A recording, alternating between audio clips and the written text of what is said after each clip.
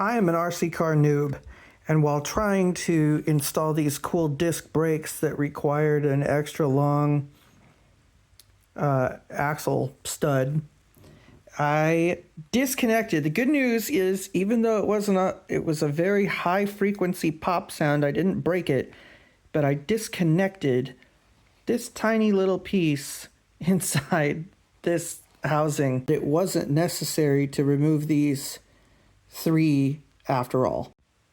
This tiny little screw, tiny screw, is what you remove.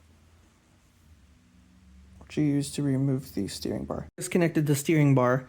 I'm going to go ahead and remove the front shock lower mount. And as you notice here, the fat part of that lower mount, the larger side, goes inboard. This piece of the axle housing undone, you get just enough purchase to where you can take this entire hub assembly out. Of course, the camera comes unfocused. So that little piece that's spinning there is your problem.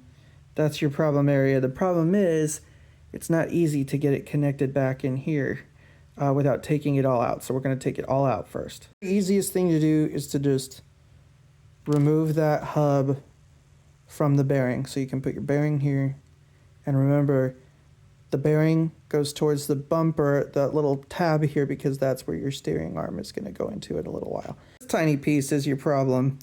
That's what got unhooked. You'll notice that that hex piece needs to be oriented outward per the manual. But this whole little inner hub just comes right off of that axle drive.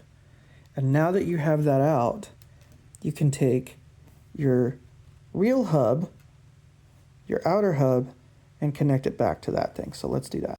All I did was snap it back in. And now there you go. You have your hubs, your outer and inner hubs connected by that little piece again. Just notice that inside the axle, where the inner hub mounts, there's like a half moon.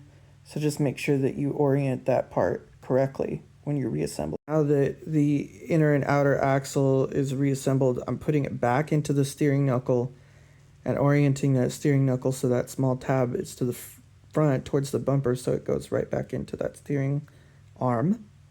And I'm going to try to put this in all as one assembly all at once. So I'm going to put the steering knuckle into this housing, snap those two prongs in there, and aim for that inner axle to go mount on that tab correctly. We'll see if it all comes together. It's actually easier than it sounds. Perfect, and now it's all back together.